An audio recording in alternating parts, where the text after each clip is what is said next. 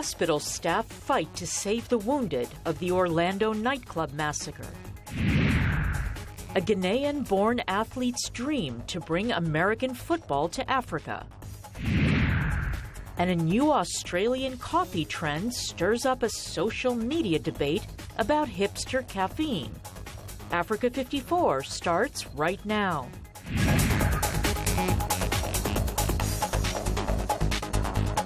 Good evening and welcome. I'm Vincent Makori. This is Africa 54. Now, it's been 3 days since a gunman opened fire at a predominantly gay nightclub in Orlando, Florida. Authorities call it the worst mass shooting in the history of the United States. Since the tragedy, people worldwide have pulled together to help heal the wounds. VOA's Arash Arabasadi reports from Orlando. It started early Sunday morning, just after last call. A shootout turned hostage situation turned into a bloodbath at Pulse, a predominantly gay nightclub in Orlando. 49 dead, more than 50 needing medical attention. The wounded came here to Orlando Health. After a packed news conference Tuesday, hospital staff recalled the scene. When I got down to the emergency department, it was very clear that this wasn't your standard night. There were people with gunshot wounds in almost every room. And I think it's hard to say anyone felt prepared, but I think that, we did in a time of, kind of organized chaos, just lean on our training. You just do it. I mean, you don't have a choice. I mean, you take care of these people, they're going to die. You just do. Hospital staff are trained to handle trauma. Civilians are not. I could see piles of bodies laying over the toilet seat and slumped over, and the bottom of the toilet was just covered with handprints and blood. At that point, I was just like, I really don't think I'm going to get out of here, and I made peace with God within myself. I said, God, if this is my time to go, if this is how I have to go, just please take me. I don't want any more, shots. But Patience Carter did make it. She and dozens of others received an outpouring of support from the community. Additionally, tens of thousands of donors raised more than $5 million to help victims and families of those both living and deceased in the wake of a bloody Sunday in Orlando. Arash Arabasadi, VOA News, Orlando, Florida. Well, LGBT communities in some African countries have held vigils in the wake of the shooting at the Orlando Gay Club. For reaction, Richard Lusimbo of Sexual Minorities Uganda and LGBT rights advocacy group joins me live via Skype from Kampala. Good evening, Richard. Good evening, Vincent. Yes, now, what has been the reaction from members of the organization, SMAC? I think the news from Orlando took us, we're all surprised and shocked, and as a community, we've been touched deeply because of what happened to our brothers and sisters over there who were at a club to have fun and to commune, and then it turned out that someone had a motive to kill, and lots of lives have been lost. And so as a community, we are in a lot of sorrow and sadness because this shows that regardless of where we are as a community, we are still at risk. Now, there's some, of course, who are saying perhaps it was a different motivation other than the fact that the people who were in that club were of the LGBT community. Do you see it in any way different than perhaps what you experienced in Uganda?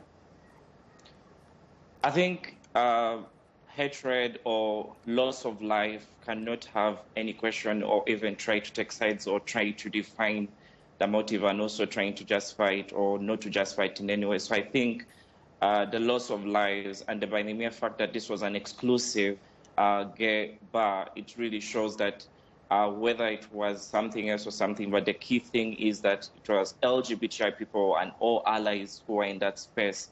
And so we cannot take away the fact that lives of LGBTI persons was lost. How is life for LGBT people in Uganda right now? We continue to face a lot of persecution. We see a lot of discrimination, and from our organization, SMAG, in April released a report which had 264 cases that show different kinds of discrimination. In 2009, the Ugandan Parliament tabled the anti-gay bill, which was commonly known as the Kill the Gays Bill. and later on passed it in 2013 and signed by the president in 2014. There was a lot of hatred and a lot of discrimination that came as a result of that. And we fought hard in the courts of law, and the Constitutional Court nullified the law. But what remains as a fact is that we still remain with the colonial law under the Penal Code of Uganda that actually many authorities use that to continue discriminating the LGBTI community. And we continue to face this kind of persecution on a daily basis. We've seen lots of people evicted from their homes, families that are banishing their children because they are LGBTI. So the fact of discrimination is real, and we live that on a daily basis. But do you live in fear on a daily basis of attack or something like that? Yes. Fear is a common thing for LGBTI people here, because we continue to see lots of arrests. We continue to see lots of insults that are instigated by the community members. We see people deprived of their property just because they're LGBTI. So this is real. And it's, as a community, it's even hard to commune because there are so many risks. Like, you can't have an exclusively gay bars or just say we're communing here, unless you have to go through a lot of preparations in terms of security before you even have an event. Richard, thank you very much for joining us today. Okay, thank you very much, and thanks for having me. You're welcome. Now, Richard Lusimbo of Sexual Minorities Uganda, an LGBT rights advocacy group, speaking to us live via Skype from Kampala. Now, the United Nations... But in a very the United Nations Refugee Chief is urging Kenya to relax its November deadline for sending some 350,000 Somalis home from the world's largest refugee complex. Kenya announced in May that it planned to close Dadaab camp in the east of the country due to fears the sprawling complex had been infiltrated by militants. In a recent interview with Somalia's Prime Minister Omar Abdirashid Ali Sharmake, I asked him what he thinks about Kenya's plan to close down the refugee camp. Definitely we want our people back, but in a very calibrated way. I think the tripartite in kind of a meeting and agreement was to repatriate within 3 years or so. In closing down, and it will create a big problem for both countries in terms of security, in terms of economy, and in the areas of really kind of a flow of migration. If people are forced to really repatriate it without, where some of the areas of the origins still are in the hands of Al-Shabaab, they could be a ground fertile for Al-Shabaab to recruit those young ones. Now, if there was that tripartite agreement between Somalia, Kenya, and the UNHCR, why is Kenya eager to close this camp now? Really, I think that question should be posed to the Kenyan authority. But my kind of guess is that, on one hand, I think donors have not been much of a forthcoming in terms of sustaining these camps. And perhaps the Kenyan economies have suffered because of that. And second, there has been some links that Kenyan authority have been blaming that some of the terrorist acts that took place in Garissa University or in Nairobi or elsewhere had some sort of a links with the refugee camps, which needs to be looked at it. But I think in any case, the solution might even be worse than the problem if these refugees are repatriated forcefully. Well, that was Somalia's Prime Minister Omar Abdirashid Al-Sharmake speaking to me at our studios. Well, Libya has become an important transit point for migrants, but since 2011, conflict has also driven many Libyans and foreign workers from the country. Roughly 300,000 people ended up at a United Nations refugee camp just across the border in Tunisia. By the time the camp closed in 2013, some had received refugee status, but several dozen Africans whose asylum applications were rejected refused to leave. Alyssa Bryant has more. Several kilometers from Tunisia's Ras Jadir border with Libya, drivers are greeted by this: "Welcome to Shusha camp," or what's left of it. Liberian Roland Margai Keller says he fled his country's unrest 20 years ago, eventually making his way to Libya. But in 2011, he joined the surge of people fleeing Libya's civil war and ended up here. Now he depends on food and water donated by drivers passing by. Shake the bottle, Libyan, stop, and give her food, water, and some cash, maybe 10 dinar, 5 dinar, because the situation almost 5 years now. It's just getting tough and tough. Keller claims he's a refugee, but the United Nations rejected his asylum application. He says it's too dangerous to return to Liberia. This is the situation. The situation is complicated, so we need a solution. Nothing, no ear, deaf ear to it. 3 years after the UN officially closed Shusha camp, about 50 men from different parts of sub-Saharan Africa still live here. Like Keller, they say they have legitimate asylum claims. The UN disagrees, and nobody wants to go home. Ibrahim Isak from Darfur, Sudan, shows a visitor around his home. The United Nations must find a solution for us. We're tired of staying in Shusha.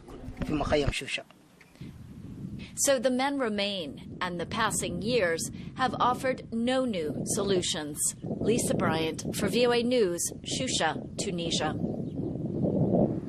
The U.S. presidential primary election season is over. Hillary Clinton easily defeated Vermont Senator Bernie Sanders in the Washington, D.C. primary on Tuesday, further securing her position as the nominee of the Democratic Party. Clinton and Sanders held a private meeting at a Washington hotel as the votes were being counted to discuss the party platform at next month's nominating convention. Sanders told reporters earlier that he will push for a strong progressive platform. We are going to fight as hard as we can to create a Democratic Party which represents the working families and the low-income people in this country. We are going to be we're starting to talk to them right now. We don't know exactly, but somewhere between 1,900 and 2,000 delegates to Philadelphia, Pennsylvania. And let me tell you what they want. They want to see the Democratic Party transformed. They want to see the Democratic Party stand up to the wealthy and powerful and start representing the millions of people who are hurting. Well, the two campaigns issued similar statements after the meeting, saying Clinton and Sanders discussed shared priorities such as raising wages, reforming campaign finance laws, and making college affordable. Well, we want to know what you think about Africa 54 and the stories we cover. Join the conversation on Facebook. The address is Africa 54. And check out our headlines 24/7 on voaafrica.com. Find me on Twitter at Vincent Makori. Coming up, a Ghanaian athlete's dream to bring American football to the continent. Stay with us.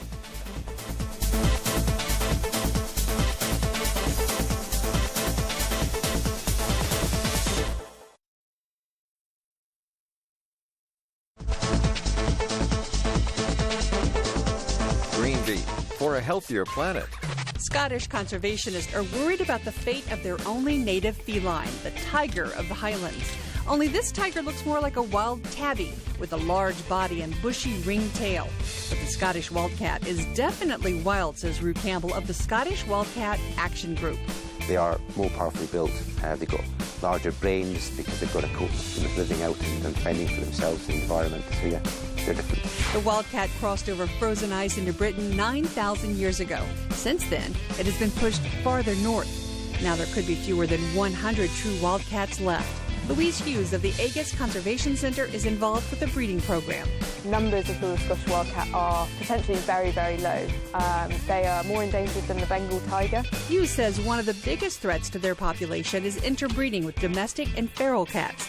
It's been illegal to trap or hunt the wildcat since 1988. I'm VOA's Rebecca Ward for Greenbeat.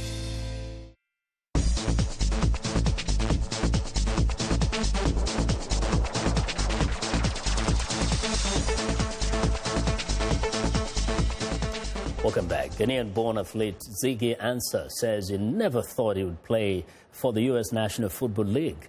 But after fits and starts in his college years, Ansah is now a defensive end for the Detroit Lions. In this week's one-on-one with Peter Cloty, Ziggy talks about his journey and his dream to bring American football to Africa.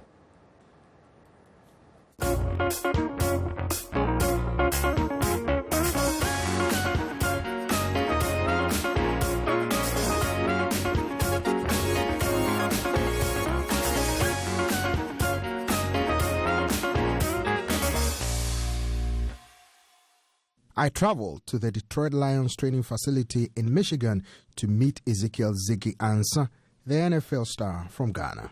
So Ziggy, I know Ghanaians are noted for football or soccer, boxing, some athletics here and there. Tell me your story. What motivated you to get into American football? I grew up playing soccer and a little bit of basketball. I picked it up in high school. Never knew what football was, but long story short, after high school, back in Presec, I applied to go to BYU. I wanted to play basketball for a couple years. That didn't work out. I switched out to do track because I did a little bit of track in high school. And, during that whole process, a couple of my friends were like, why don't you just go try for football? And I was like, I ain't doing that, It's crazy. I don't know the game. I don't know the rules. Never played before. So when did you finally decide that I'm going to embrace this? I'm going to play this? I think from the get-go, I was eager to learn the game. I wasn't going to let anything take me, from studying the game and knowing, like the rules and everything that pertains to the game. So I would say I was really focused from the start. How did you get to embrace the rules? Because the rules are totally different from basketball and, of course, soccer. Way different. It's crazy. I just took it a day at a time. I had really good teammates that were willing to help me, see me grow. And for my coaches to put me on the roster, I think they saw some sort of potential in me. And that was what, kept me going. It wasn't easy, but, I just had to stay focused and keep learning. When Ghanaians see American football players put all those equipment on, they're like, what the heck is this? How did you get acquainted with it? How comfortable were you when you started using it? I don't even know how this is going to go over my head, over my legs. Like, what the heck am I doing, Right. How challenging was it? Learning and playing is like two different things. It's like studying the theory and actually doing the practical. The book part of it wasn't too bad. It was all new language to me, but I was able to pick it up pretty quick. So let's go back to BYU, the transition from there to the pro life. How was it? Take me through the process. In college, it's very easy to say, this guy is the best guy. But when you come to the pros, everybody's big, fast, and strong. How stiff is the competition? The stakes are high, the rewards are high. You were recently in Africa with one of your mates. How did it go? And ever since I've been in the league, I try to go back every year, just to stay with the family because they're not all able to come out this way. But, this time around, I was able to go with my teammate. We went to the Osu Castle. I think, we learned about, like the slavery, where our ancestors came from. And that was a pretty neat experience. I met a couple guys that were like so eager to learn the game. They're like, hey, what's up? I'm like, stay focused. One thing I'm like trying to do is hold a camp, out there and trying to have some of these NFL guys come help out, like the coaches coming in, just to, like introduce the game to the country and all these young guys. Cause man, like when I look out there, I see a lot of potential. Is that the reason why you were saying that the game should be taken to Africa? Africa contributes like a larger part of this whole world, and like being out there and seeing how people are so eager to learn the game and seeing the potentials in all these young guys, I think, bringing a game out there would be really good for us, for the continent as a whole. If the NFL ever said they're going to play a game in Africa, I promise you them tickets are going to be sold out in a second. Because, there's a lot of guys out there that tell me, I watched the game on the internet, it's like so late, but I'm going to stay up and watch you play. It's just so humbling to me that, all these guys are like willing to learn the game. Mm-hmm. They're willing to know what this game is all about. So, from what you've learned so far, how do you give back? These are great fans. I love the city of Detroit. I think that they give it their all to support the sporting teams that we have out here. And I know that this city is dying for a champion. What do you bring to ensure camaraderie between yourself and your folks in the team? We want to be the most united group. So in let's say in 5, 10, 15 years from now, how will Ziggy see himself? What will Ziggy see himself doing? I think I'm gonna see a successful football player. That strive to get what he wanted. A guy that never gave up. Thank you, Ziggy. Thank you. Man.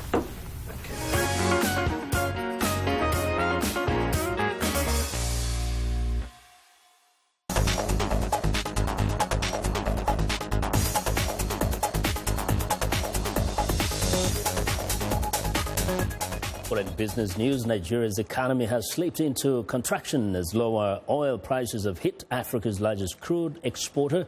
But one investor sees opportunity. For the details, Africa 54 business correspondent Jill Malandrino joins us live from New York. Hi, Jill. Hey, Vincent. So in addition to falling crude oil prices, attacks on pipelines in the Niger Delta have also compounded Nigeria's economic woes. And now many states are cash-strapped and unable to pay workers' salaries, which is why many investors are wary of doing business in the region. United Airlines has discontinued flights between Lagos and Houston, and Iberia, the Spanish airline, canceled all 4 of its weekly flights. Taking all of that into account, U.S. hedge fund manager Makori Capital said it will raise $2 billion over the next 18 months for Nigerian infrastructure projects. Now, why does Makori think Nigeria is an attractive investment?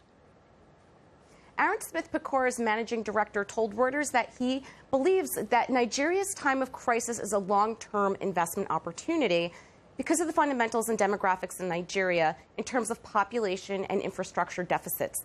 Infrastructure is the backbone of any country because it generates jobs, improves the quality of life for the poor, and boosts economic growth. This type of investment is what eradicates poverty. We talk about Chinese investment in Africa as a way to tap into Nigeria's resources, but here is an independent U.S. firm putting its investors' capital up because it believes in Nigeria's potential and her people.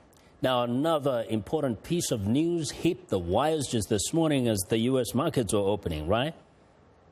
Right, that's right. The Central Bank of Nigeria announced it will unveil a flexible exchange rate at the interbank market. That means foreign exchange trading will now take place in the futures market. The new trading scheme will start on June 20th. The goal is to make the Forex market more transparent and liquid, and in turn, it will help stabilize and grow the economy. Nigerian stocks were trading to the upside as the headlines were coming out, so this is a move in the right direction. As always, excellent reporting, Jill. Thank you. Thank you.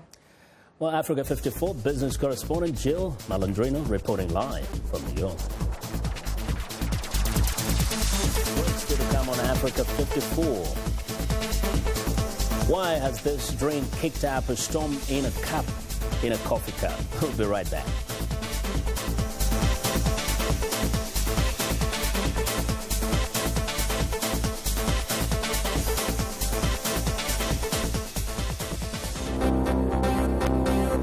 If you've just joined us, I'm Mariama Diallo, and here is a quick recap of today's headline.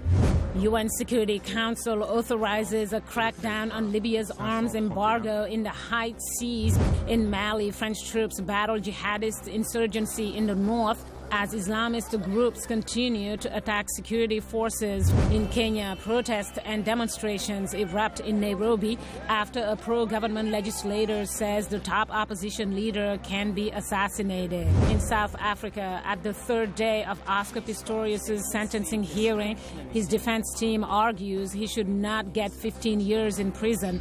Finally, in Egypt, the government uses Tahrir Misr funds to build houses and relocate people living in the 351 slums. That's all for today. Thanks for watching. We'll see you next time.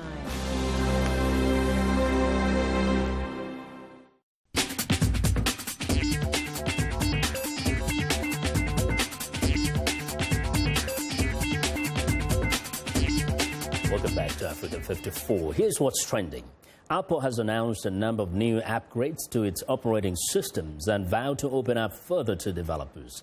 There are over 13 million registered developers for Apple's signature iOS and other operating systems. After years of tight controls on some tools, the tech giant is opening up Siri, Messages, and Maps to developers and giving room to third-party integrations. Apple's iOS 10 will be available as a beta version in July, and an official version will come to iPhones and iPods later this fall. Apple's Mac operating system, iOS, has been renamed macOS, now also known by its codename Sierra, and Sierra will finally be available on Mac. Well, in other tech news, computer software giant Microsoft has announced that it will acquire business-oriented social networking service LinkedIn for a $26.2 billion to seek new growth opportunities for its business productivity tools. Microsoft CEO says the deal will bring together the world's leading professional cloud with the world's leading professional network.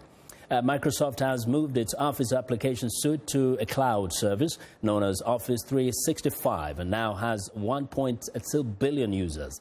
LinkedIn's online network connects more than 400 million professionals worldwide. And finally, Melbourne, Australia's love affair with coffee just got a little more involved.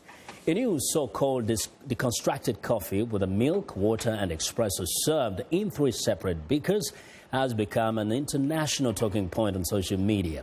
Melbourne's inner north area is a well-known hipster heartland where beards and beanies reign and deconstructed organic dishes are sometimes served on boards.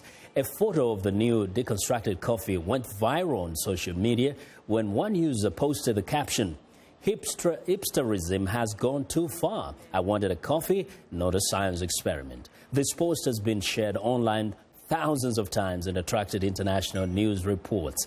And that is what is trending today. And that is our show for today. Be sure to watch Africa 54 on our website, voaafrica.com. And for more news, tune in to VOA's evening radio show, Africa News Tonight at 1800 UTC. And in the morning today, Break Africa between 0300 and 0600 UTC, Monday through Friday. Thanks for watching. Have a good night.